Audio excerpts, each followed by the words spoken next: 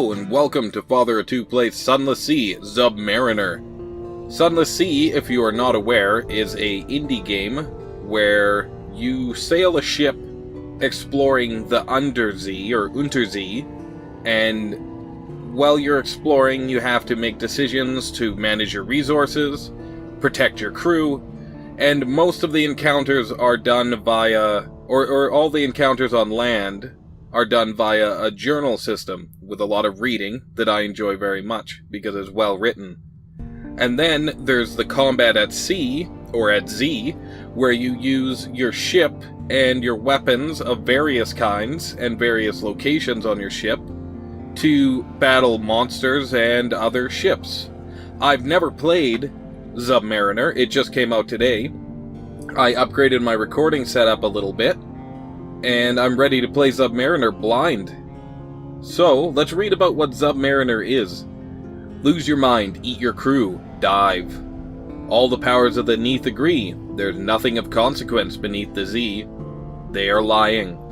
You've heard there are fortunes to be made by those brave enough, or hungry enough, to dare the deeps. Submariner is a significant expansion to Sunless Sea, offering 11 new cities, new Z beasts, and gameplay elements below the water, and a whole second layer to the map. So, we already have a captain going from my other Let's Play, and we're just going to continue with that one and dive right into Submariner, I think. I'm really excited. I know next to nothing about this. I've kept myself in the dark. That's everything I know that I just read out. That's everything I know, and I've seen a couple of screenshots or wallpapers. So, I'm really excited to see what this has to offer. This is already an excellent game, and it's bound to just get better now. There is truth in dreams, but also danger. I like this picture. That's really nice. I wish I could paint like that. Okay, so we landed in this city, and I'm pretty sure we did nothing when we got here. So, let's first take the Submariner tutorial, shall we? No. Yes, that's what we're doing. Welcome, delicious friend. How to use your submarine. How does it work? This tutorial branch will let you know how to make the most of your submarine. Unlocked when your ship is capable of submarine travel. Okay, so we have to acquire one first. How to acquire a submarine. Her Majesty's Admiralty has sworn off submarine exploration. However, you've heard tales of unofficial research into submarine travel being conducted in her distant colony. Okay, let's check that out. Travel to the southern coast and follow it east to find Port Carnelian. There you will learn how to convert your ship into a submarine. Be sure you're prepared for the journey. Oh, well, will we be prepared? I don't know. But I think we were already in Port Carnelian. The walled city of Barchas is a tangle of green vines and luminescent fungal flowers slow blooming around the moldering stone. A quincunx of carved step towers rise over the walls and pour burning white into the bleak sky. A rough, shadowed path leads from the docks to the mirrored gates of Barchas. Two towering carved stone lamps throw their light on a tangled mirror, or on the angled mirrors, and a blue-cloaked guard stands in the reflected pool of light. The city is a beacon against the tree-hushed, sprawling darkness of the elder continent. In the far distance, a vast mountain glimmers. Choke on the smell. It's overpowering. Sweet. It comes from the fungus growing wild all over the city's stones. No, not necessarily. That doesn't sound good. The sailors wave you over. They are sitting on some upturned crates on the docks, playing a game with mirrored chips and stylized snakes made of bones. Ask the guard a few questions. Never a bad idea to gather a little intelligence before heading into unknown waters, or cities as the case may be. Tell the guard you wish to enter. Well, what else are gates for, if not to go through? We could do that. Let's compile a port report. The Admiralty will want to know. The mirrored city and its glories tone down the details of light and its brilliance. You don't want to inspire envy in the Admiralty staff. You now have one of this, a port report, Varchis. Okay. And... oh, we want to do more, though. We want to... enter? Let's ask the guard a few questions first. The blue-cloaked guard only acknowledges your existence when you step out of the darkness of the path and into the light from the lamps. The guard stands in the middle of a pool of light, looking warily at the darkness beyond you. Up close, the guard's blue cloak is threadbare and mossy along the hem. A pattern of embroidered suns runs along the collar, but the gold thread is dull. The kohl around her eyes is smudged. "Well, Tomas," she asks, "are you going to..." It's a she. "Well, Tomas," she asks, "are you going to ask your question, or are you just going to stare?" Her tone is brusque, but her expression is curiously eager. You do not think Varchis receive many visitors. Your name is not Tomas? Yeah, that's true. Ask about the light, ask about her, ask about the city's customs. Let's ask about their customs. Best to know before you flout them. Easier to plan an escape route that way. Don't touch the mirrors. I always want to do some type of, like, pirate or British voice. "Don't touch the mirrors. Don't even look into the mirrors," she says, her voice hard. "And try very hard not to dream." Were you expecting something along the lines of don't murder anyone, or only wear red on special occasions? Still, you nod and smile. Let's tell her our name is not Tomas. You correct her politely. The guard looks scandalized and tries to stop her ears. "All those who are not Varchis, are Tomas. You have been touched by darkness, and it has taken your name." She fixes you with an admonishing look and adds, "It is very ill-mannered to pretend you still have one." You begin to see a little why Varchis is not often visited. It looks like you will have to get used to being called Tomas if you wish to enter. Okay. Ask about the light. "We must always walk in the Mahir's light, so we burn our lamps night and day to banish darkness from the mirrored city," she tells you proudly. "If we let darkness corrupt us, we would not be Varchisi any longer, but Tomas, like you. You wonder, is that so terrible a fate?" Her mocking laugh answers you even before her words do. "Yes, it would be terrible indeed, Tomas. And before you ask," she adds, "no, I do not have any desire to leave Varchis. The rest of the Neath has fallen from Here's grace, and I have no wish to join them." Okay, should we ask about her? This is the last question we have. "It is a great honor to guard the mirrored gates," she snaps defensively. She gestures to the edge of the pool of light illuminating her post. "It is very dangerous. Even a small stumble and I could fall into the dark." Her voice goes thready. "I would be banished from Mahir's grace. I would lose my name. That is why they only send the bravest outside the walls." Well, that sounds like it sucks for them. She looks a little disappointed, but does not try to engage you further. I think we asked everything. Let's choke on the smell, I guess. "The flowers have white waxy leaves which leave powdery traces on your fingers. The light coming from the city has the same camphorous quality, and the smell, perfume worn too many days on the body, unread books left to turn to ink-stained pulp, a garden drowned and rotting in still water." That's not cool. It doesn't sound pleasant. I guess we'll go in. Oh, let's do this. The sailors wave us over. "You're not thinking of going in there?" The sailors gawk at you in an unconcealed, or unconcealed horror. They take turns telling you gruesome stories of Varchis, which they no doubt invented whole cloth.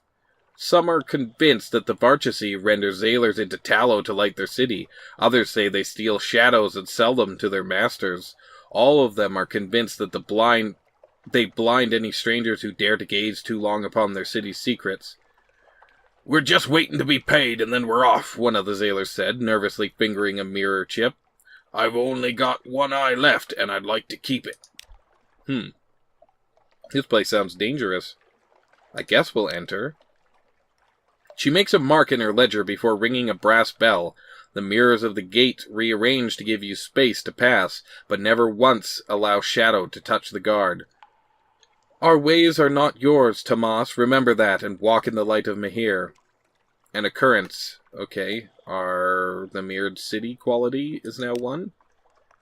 Your eye inside the city walls. Your eyes are blinded by the brilliance of the light. The verdant rot smell is even thicker. The heat of so much flame and reflected light presses oppressively against your skin. Your head pounds. It is a few minutes before your eyes adjust, and you can look around. Brass lamps and gilded sconces hang from every wall, and the phosphorescent fungus grows moss-like upon the doorways and ceilings. Cunningly arranged mirrors catch every droplet of light and diffuse it till each cobblestone and rampart of the city is drenched and blazing and utterly without shadow. Who do you speak to? The firekeeper, dressed in all saffron, a pair of thick fireproof gloves dangle from a silver chain at her waist. The white-cloaked guard. The suns embroidered on this cloak are picked out with the gold thread, and the edge is jeweled with carnelian.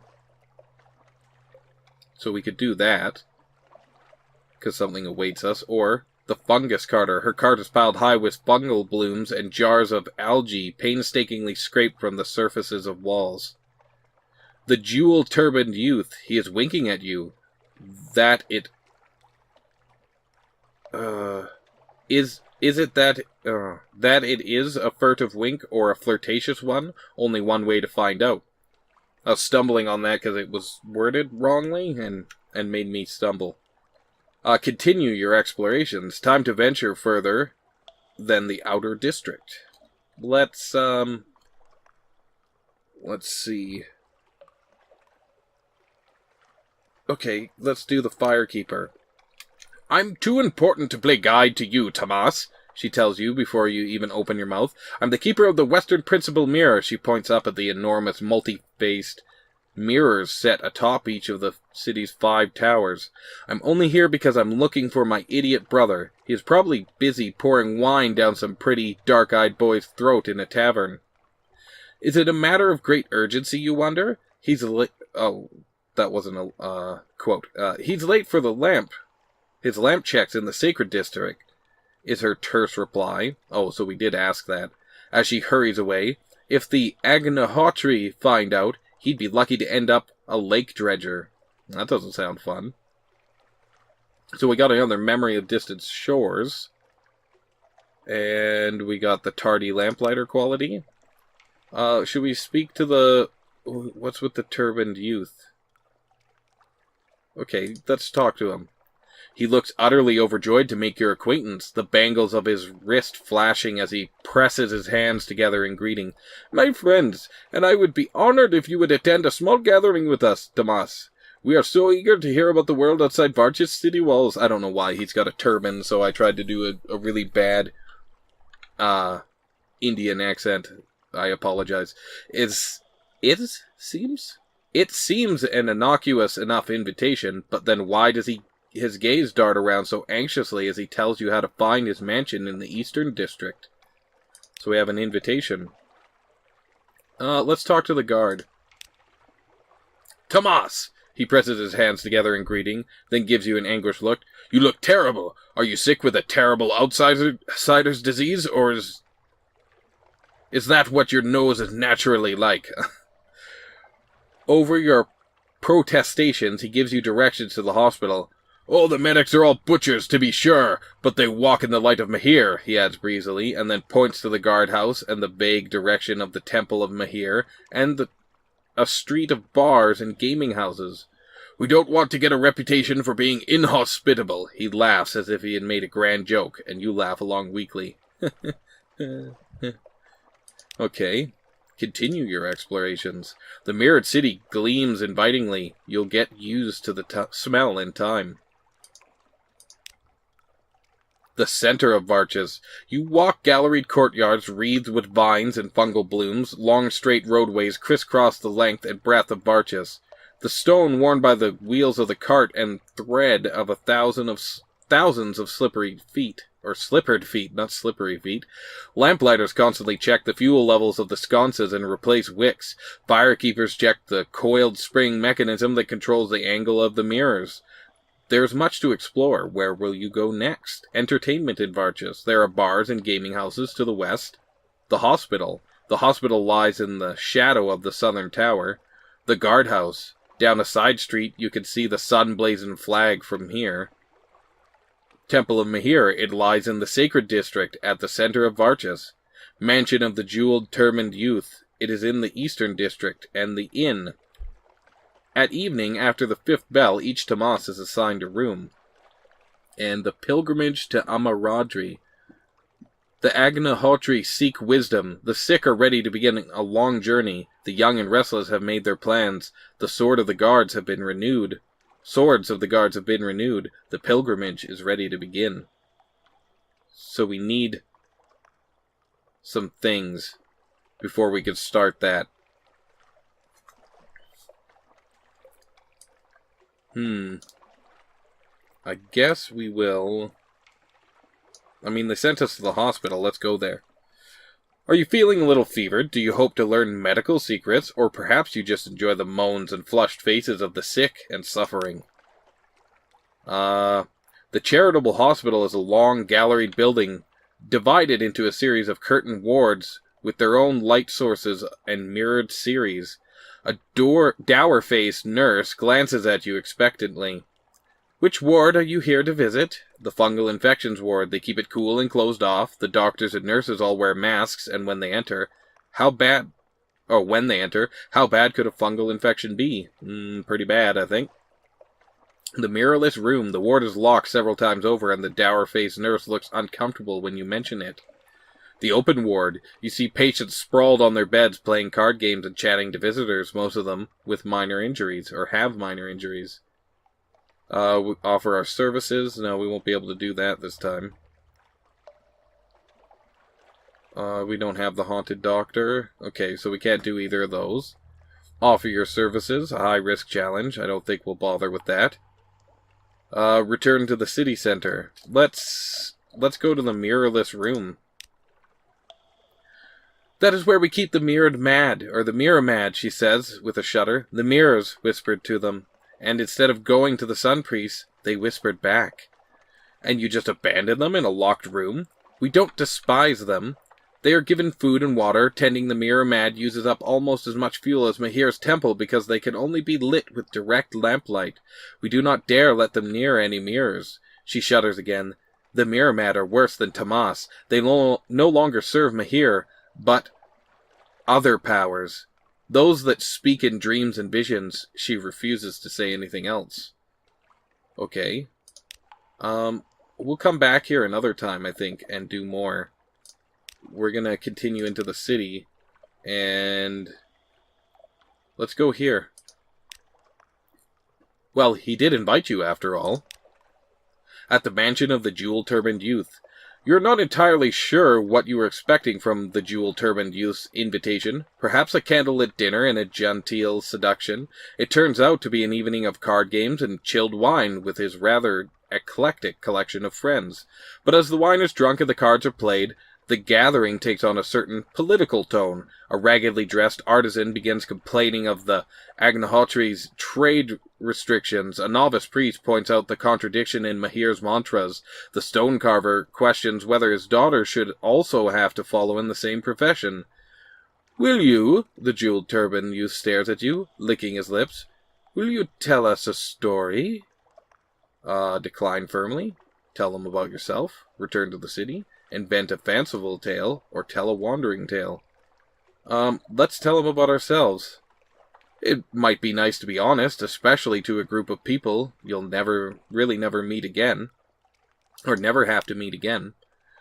You wet your throat with tart wine, fix your eyes on the carved lintel and begin your own, somewhat convoluted tale. At the end, they look slightly dissatisfied, slightly relieved. We were hoping, the jewel turban youth clears his throat, that you would tell us, He pitches his voice lower. Lies. You're a little insulted, after all. It's not as if you make a habit of telling strangers of your past. I mean no insult, he adds placatingly. We only have true stories here in Varchas, and no inventions, no made-up tales. Oh, well that's good to know. Then we could invent a fanciful tale. Your crew would have enjoyed this tale, and probably added their own asides and embellishments. Still, you couldn't have hoped for a more appreciative audience. They gasp and moan and shudder guiltily as your story comes to a climax. Afterwards, the jewel-turbaned youth takes you by the hand. His own is shaking, and his skin is clammy. "We are forbidden from the trickery of storytelling in Barchas," he tells you hoarsely. "I've never heard anything so sublime." Huh, that would suck. We have a searing enigma. Those are good. Now, I think we're done. Yeah, we have to go to the inn. The light is endless and merciless. Will you sleep? Evening in Barchas. All visitors of Barchas are given one night's accommodation in the city's only inn. It is a handsome stone mansion arranged around a pleasantly cool courtyard. Frescoes of city life are painted on the walls. Given how few visitors Barchas hosts, you suspect the inn is more usually used by philandering locals. Evening falls, or does it? The town's 5 principal mirrors are mounted on coil spring mechanisms and alter their angles subtly to create the impressions of evening.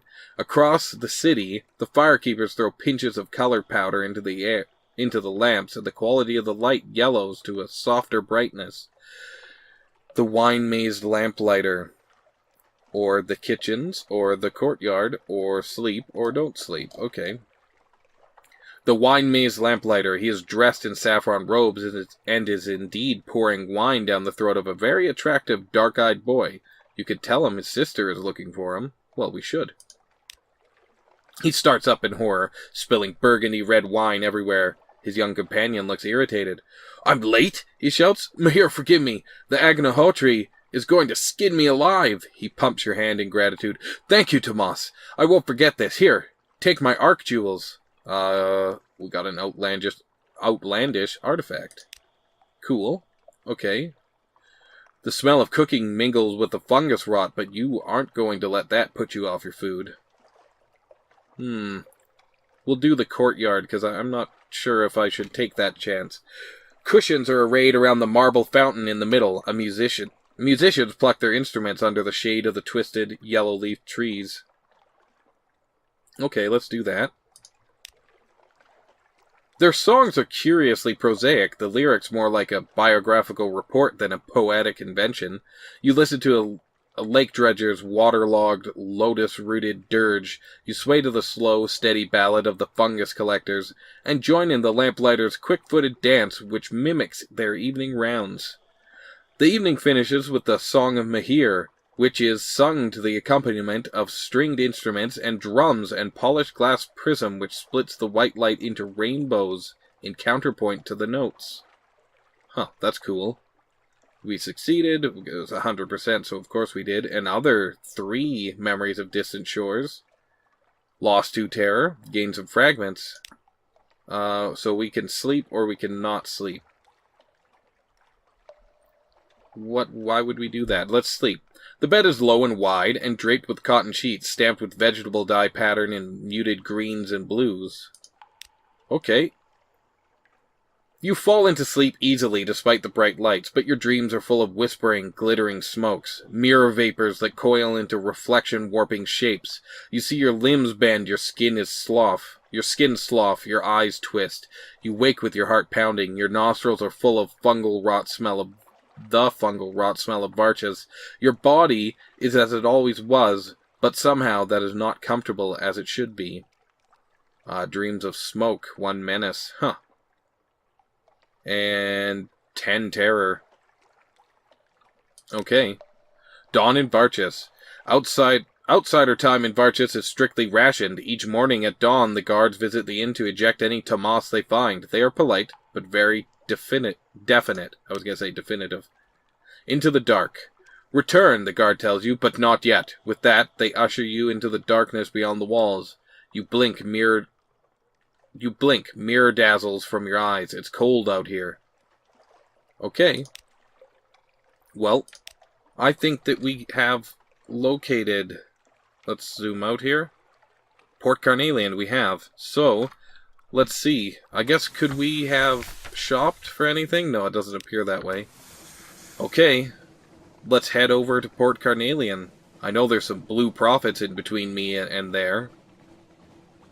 And I don't want to run into them, really. We're running a bit low on supplies. We could make a trip back to London. Oh, and if you're wondering how I got here, I do have another Let's Play of the beginning of this run. And it'll be in a different playlist, but I'll link them together somehow so you can easily find them. But I wanted to be able to get right into Submariner, so this works out perfectly. I'm right by Port Carnelian, and I have a bunch of port reports, so if I have to come back with more money, I could go back and get it and return. I don't have to go looking for it, as I've already come across it. Last episode, I believe. I can't wait. There's going to be more ports, from what I understand, in general. The carmine tint to the waves, or a carmine tint to the waves, we're approaching Adam's Way, where flows the mountain's blood. On the horizon, a sickly yellow light glimmers for a moment, and then fades. The crawling stars, the lookout shouts, far above the fault stars in the cavern roof are shifting, a rare and ominous event. What now? Eyes on deck! Forbid them to look. You can't really stop them, but you can at least discourage discussion. They won't like it, but it's safer. Record the change and assign a name. If the new shapes seem well-omened, your crew may be cheered, who knows? Matter of luck, 50-50. We have quite a bit. Oh, well, let's take it. Let's take a chance.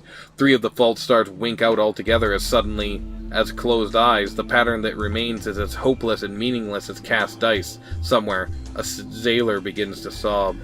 Oh, we only gained 2 terror. Not so bad. Bet you something nice could have happened. Oh, dear God.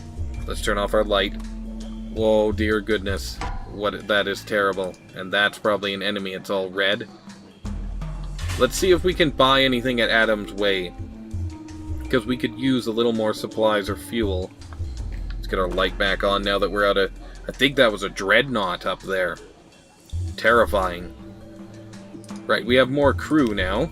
We have almost a full complement. Oh, did I forget to... I think I forgot to assign one of my crew members last time. I believe I have one more crew. We'll check as soon as we get to port here. We already have a port report from here, but who knows, maybe our something awaits you in port will have an event here as well.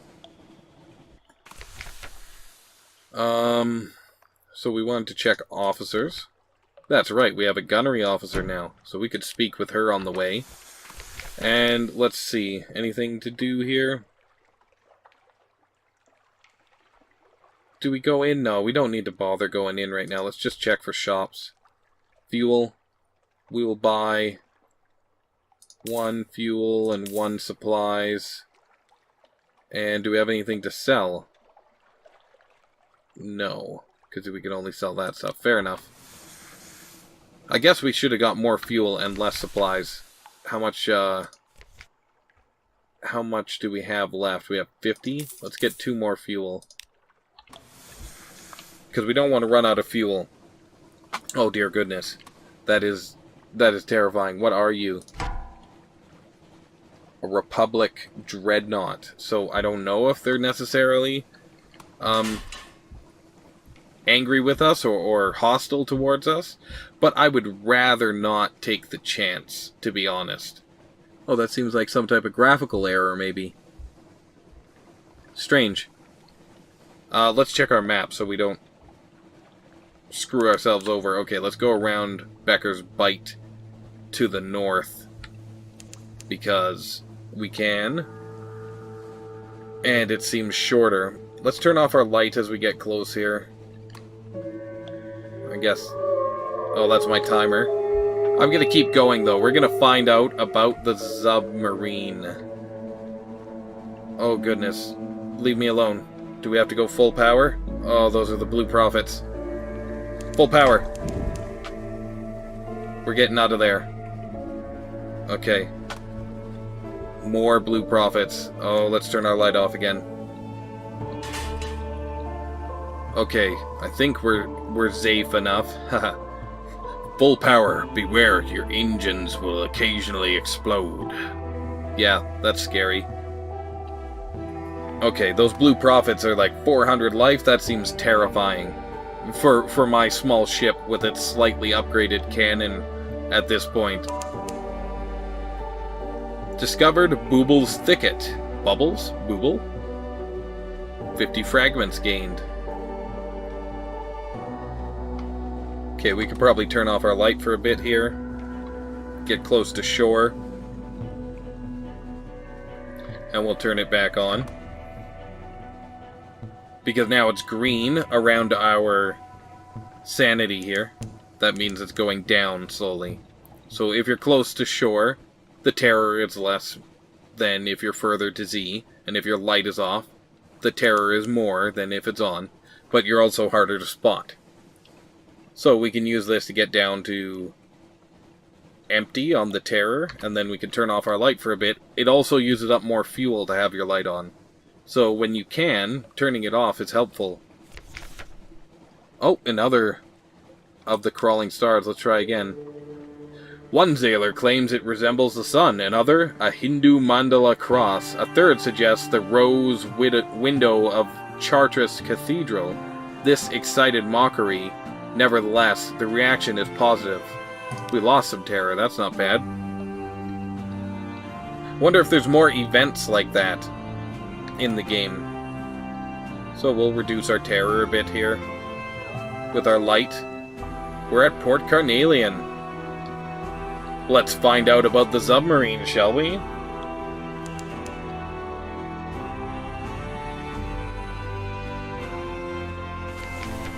A submarine tutorial. Submariner, the fierce philanthropist. Her house is built in the tall, porticoed London style. Red brick and white plaster, decorative iron railings, painted black. Its mistress is the subject of intense colonial gossip, independently wealthy, an industrialist's daughter, a widow, unwelcome in London. What, then, does she want with you? An invitation arrived as soon as you docked. Accept her invitation? It wouldn't hurt to have the backing of a wealthy benefactor. This will begin the quest which allows you to obtain a submarine. Yes, we are doing that. You expected a sizable gathering, but it's just you, her, and a decanter of admirable sherry. She is not a small woman, and comprehensively occupies her armchair. She wears sensible satins and sensible shoes. Her hair is impeccably curled. I've heard a number of shocking things about you, Captain, all of which I consider thoroughly promising. She sounds like an old lady man to me. Her accent has a hint of Midlands melancholy to it. She must have spent much of her life on the surface. For a time, she asks questions about your travels and listens avidly to your answers. Then she gets down to business. Sherry with the fierce philanthropist. A question, Captain. She tops up her sherry. Some years ago, the nations of the Neath struck an agreement to abandon their research into submarine travel and leave the Z-depths untouched. Ah, the agreement about nothing of consequence. Sailors mutter about it when listing the Admiralty's follies. You nod. She raises her glass to her lips. And what is your opinion of this agreement? She asks. Scoff about it. It's nonsense. It's a nonsense. Nowhere should be forbidden to the capable explorer. Approve of it. It's probably for the best. The Z's surface is bad enough. God knows what unpleasantness lies below. Yes, we will start the quest. A new friend. Her smile is conspiratorial. Then we can help each other. I am prepared to finance, in a large part, improvements to your ship that will make it capable of submarine travel. The Admiralty and other powers disapprove of such innovation. Therefore, we will need to be discreet. I have procured experts, laborers, and a workshop. They are well paid and loyal. Here is the address. Meet us there and we can begin our work. The fierce philanthropist will help you convert your ship to a submarine at her hidden workshop. The hidden workshop. On the shore of a gloomy inlet stands a rickety factory. Once, and supposedly still, it was committed to the cutting and polishing of sapphires. Now it is a place where the fierce philanthropist houses her intrepid staff of engineers, the ingenious men and women who will convert your ship into a submarine. Phase 1. Contribute nautical know-how. Some contribute ingenuity, others graft. What you contribute is hard-won, hands-on experience of the Z itself. Spend Z stories to increase your experimental modifications by 20. Okay. We need 3 Z stories. Additional funding. Specifically, apply bribes that the philanthropist cannot be associated with. Experiment. Okay, that goes up by 5. Oh, this one makes it go up by 60. Donate a mysterious device. Heretofore, its purpose was mysterious, but the chief engineer insists it's precisely what they need. Yes, we will do that, unless... Okay, we don't have Stygian ivory. Contribute advanced theory. No, we don't have that either. That would be good, eh? Give us another 100, but we'll get 60. Okay, let's do phase 1. Donate a mysterious device. The lessons of the past. Within the hour, they've stripped it down, flensed it for everything they can learn, and incorporated their discoveries into the modifications to your ship. Progress! The chief engineer exclaims. Now, tea! You now have 60. You can trade Z-stories, Stygian ivory, outlandish artifacts, or extraordinary implications to increase this experimental modifications. Okay. Let's, we have lots of Z-stories. Let's use another artifact, though. Okay. Oh, wow. So we're full up, I guess? Phase 2. The engineers have reached an impasse. It's the Zonar. It's unreliable, loud, and stops working below 70 fathoms. But the Admiralty and the Khanate must have cracked this back in the day. 120? Okay, we'll do that. The engineers brim with conspiracy theories about the old submarine programs. Before the agreement about nothing of consequence, London's Admiralty conducted their submarine research at Station 3. The location of the Khanate's research base is unknown, but a number of its scientists relocate to Khan's shadow. Perhaps one of those locations has information you could use. Retrieve Zonar schematics from Station 3 or Khan's shadow. Okay. So we have to leave again. And then we'll have to return. Do we buy anything? Can we sell anything? No. No and no. Well, we're going to continue right on until we get a submarine. I'll probably put a skip annotation so you can skip the what happened at the other city if you want, and see just the quest to get to our submarine. So we can cut across. Station 3 is not far away. We're going to cut across the Iron Republic first to grab as much fuel as we can. Should we? Or should we go straight? Because we're running low on food. Should we go straight to Station 3 and try and acquire any food we can? Because I think we're good on fuel to make it back. Especially if we turn our light off here. We'll get close to this light just for a little bit of sanity. Make our sailors feel good for a moment, and we're out of it. Sorry, guys. So we are going north and east. Just slightly east. Mostly north. We have a lot to turn in when we get back to London, so we'll have to go there. Ooh, we don't want to go near that. Don't go near that. We'll have to go to London after hitting Station 3, but then we should be able to make it very far off. Very far off. Someone screams. The Promised Sea. All throughout this place, the song of the drownies lies shivering sweet along the wind. Okay, we're almost at the Fathom King's hold. Oh, I can't wait to get the submarine. I wonder if we get a really cool one because I used 2 of those outlandish artifacts. These guys aren't hostile, are they? Samarkand. They're blue. I think that means that they're not enemies. Okay, we only have 2 food left, so we might be getting low on supplies by the time we get back to Fallen London in the north there. But he who dares wins. Nothing can be acquired without taking some risks, and we took a large risk on our long travel. But it should reward us handsomely when we get back to Fallen London. An electric shiver to the air. Storm is watching, the sailors would say. and we fed the crew one of our last 3 supplies. So, Station 3 is very close. We're almost there, and I know we have enough fuel. We may not have enough food to return to London. I don't know why I was going to say feud. I guess because I said fuel, and then I tried to mix the words fuel and food together. Feud. I get it. It's easy to stumble on your own words sometimes. Okay, this is Depot A, that's Station 3, correct? Yep. We have arrived, sailors. Let's see what we find out while we're here. It'll be a close haul to get back to London, but I think it'll be worth the trip. We could talk to our new sailor on the way to London. Station 3. Search Shed 12, a long, low building propped against the wall, boarded windows, a rusting padlock.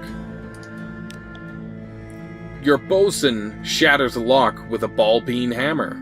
Inside, your lamp reveals dust-choked workbenches strewn with discarded tools, shelves of cardboard boxes filled with rivets and bolts, washers and screws, blackboards roughly scrubbed. Here is an old lunchbox. It's half-eaten sandwich encased in successive generations of exciting fungus.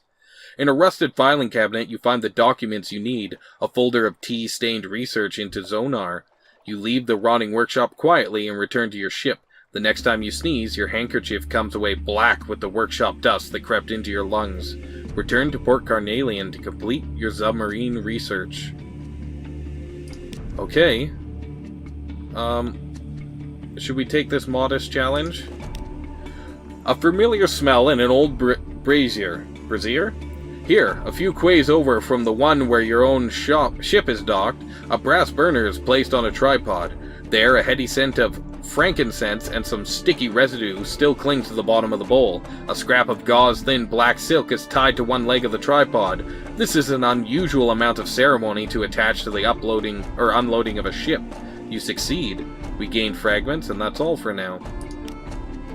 Okay, well, let's see which way we should head. We should head immediately west. And turn off our light. Oh, and we can use this. We can use this to our advantage.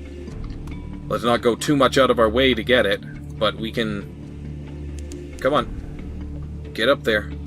We can get it. We can get it for food. Yeah, there we go. If we take a hit, so be it. Fire! And another. We gotta wait, though. We're gonna take a hit. It's fine. 2 damage is better than starving and eating our own crew. Butcher it. Pale and salty meat. The crew will feast. That glowing flesh is unstable. It crisps and withers as the glow fades, so eat it while it's fresh. Excellent. That's just what we needed. Now we should have plenty to return to London. Our terror will be a little high, and we took a little damage, but I think we'll be no worse for the wear, really. Let us talk to our new companion, shall we? Speak to the Presbyterate adventuress. All's well, Captain. Do you need something? Invite her to dine with you. Captain's cabin, is it? All right, but I want coffee sorbet for dessert. What? I like coffee sorbet. No sorbet, no dinner. Excuse me. Something's caught fire again. Well, we don't have any. We don't have enough supplies. Oh no, we don't have enough dark drop coffee beans. Okay. Increase our iron. Well. Are you ready for this? It might hurt. So is it going to give us an injury? I don't think we'll do that right now.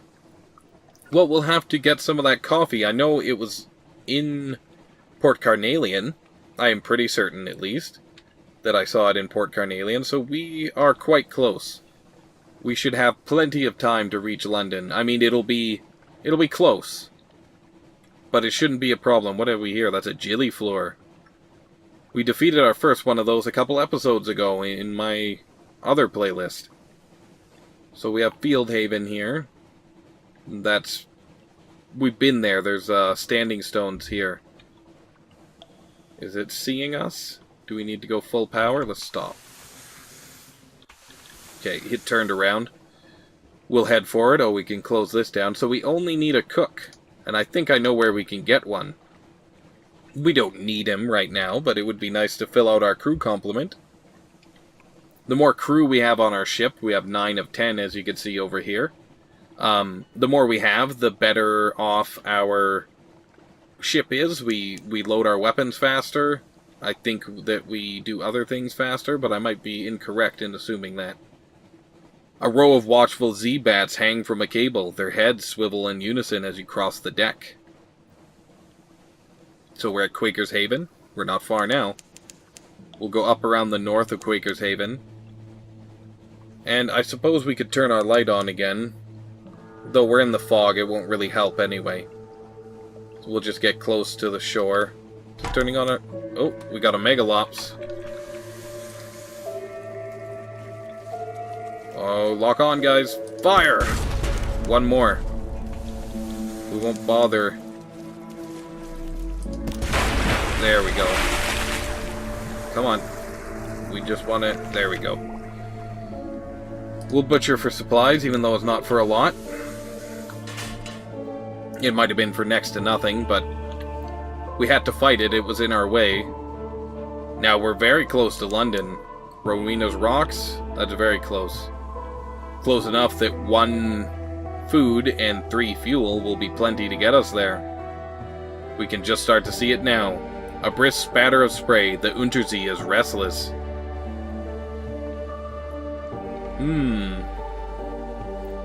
Let's see how much we get in return for our trip last time, which was pretty long and should be fairly lucrative.